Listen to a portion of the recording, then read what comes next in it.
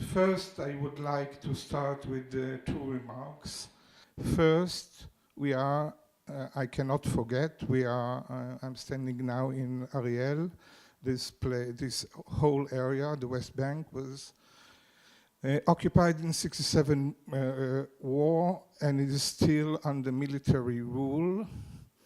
This place also, and of course the surrounding.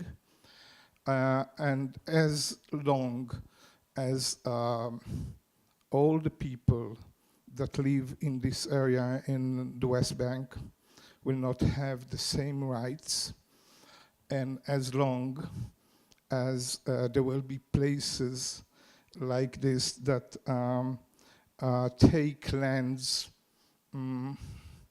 for the benefit of one people on the expense of the other, there will be no peace. This is one remark for the venue.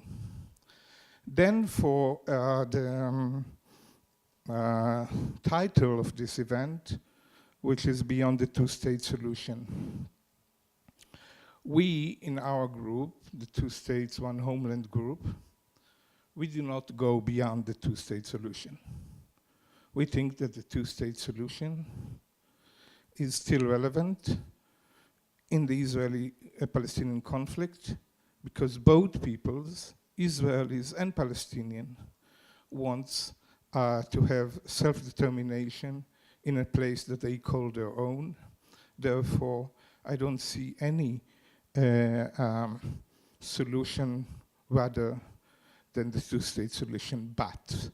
And here is the big but, which is the departure point for our initiative. On the table now, there are basically two solutions. One is the two-state solution. The separation model started in Oslo 23 years ago. And one is basically the one Jewish state all over the land with certain variation, but total control of Israel over the land, establishing something for them, not giving independence, meaning Israel will control the whole of the land. These are the two basic models that are on the table. Now, as for the two-state solution, began in Oslo. I see the crowd here, but still I have to say. Now, I imagine for the crowd here, the two-state, this idea of Oslo idea was they're not very sympathetic to it. But still, it seemed like a very easy solution. We here, they, Palestinian there, let's make walls, let's make barriers between us, and high fences makes good neighbors and all this kind of talk. And 23 years later, we see that we are further away from any agreement than we were before. There are more settlements, there's more violence, more hatred, more everything. Then the question has to be asked, therefore, what went wrong? And I'm, as a journalist, it's very natural to say what went wrong was the politicians, from Yasser Arafat to Rabin, to Olmert, and Sharon, and Abu Mazen, and Netanyahu, and whoever. And this may be right. But I think there's a deeper thing to it. I think what the two-state separation model missed is that this land between the river and the sea is one for two peoples in at least two main aspects. One, I would call it the demographic, economic aspect, meaning that all over the land, in sovereign Israel, there are 20% Palestinian Arabs, Palestinian Arabs. In Jerusalem, in Greater Jerusalem annexed, with the parts annexed after '67, there are about 35 percent Palestinian, and in the West Bank there are more or less 15 to 20% of the residents of the West Bank are Israelis. This is the reality. You were talking before about dreams. I don't know what kind of dreams I have. Maybe I have a dream that there will be no settlements, maybe. So dreams are a little bit risky business to deal with. I am talking about realities. I'm talking about mutual respect to all peoples and all people and all citizens.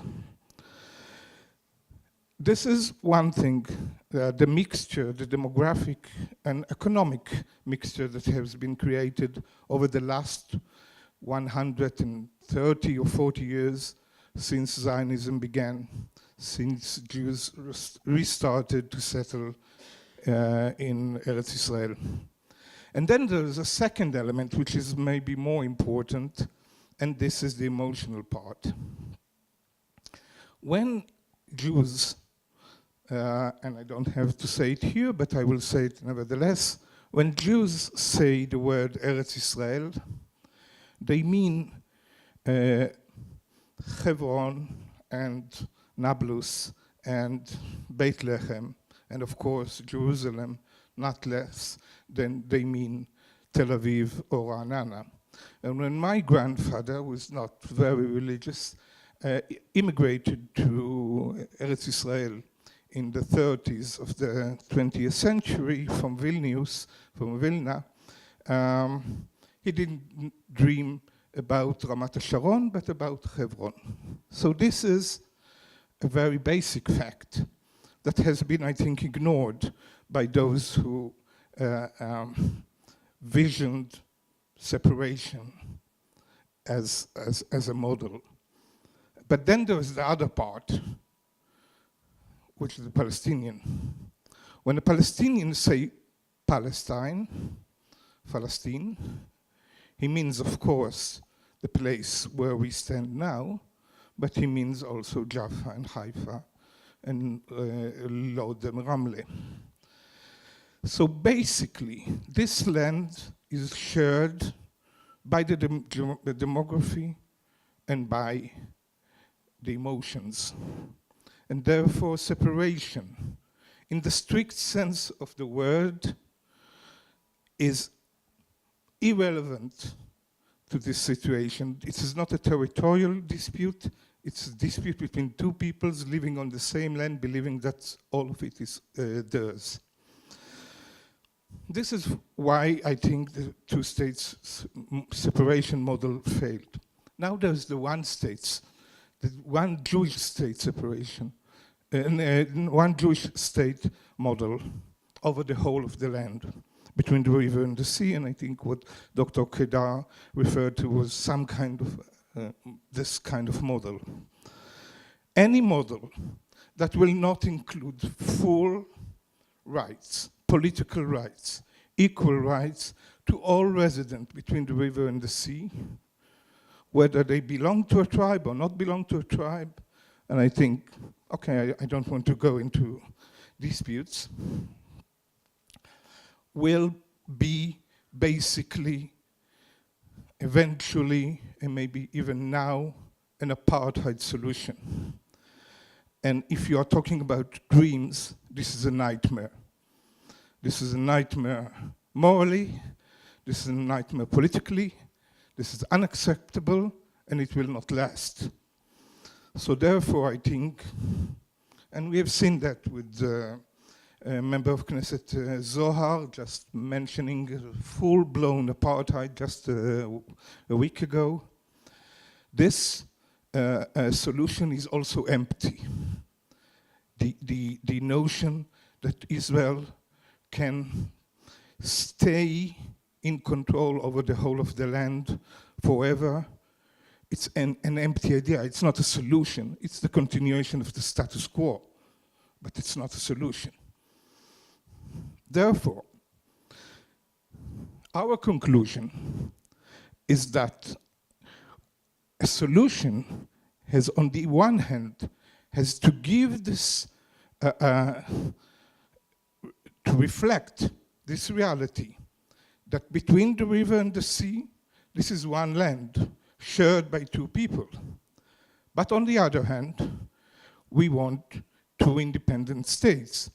Therefore, our proposal, and it's not just a proposal, because I think contrary to many ideas that are put out, this idea of ours is shared by Israelis and Palestinians, significant Israelis and Palestinians, and Israelis, different Israelis from various parts of the Israeli society. The idea says, let's have two states, Israel and Palestine, on the 67 borders, not because they are holy or sacred in any way, but they are internationally agreed upon. But, and this is the big but,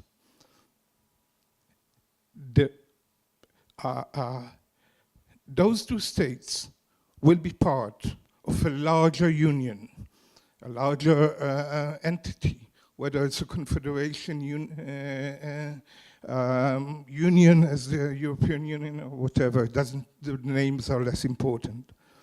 But the meaning is that everyone will be able to live wherever he wants, that there will be freedom of movement and of residence, that Jerusalem will stay one city,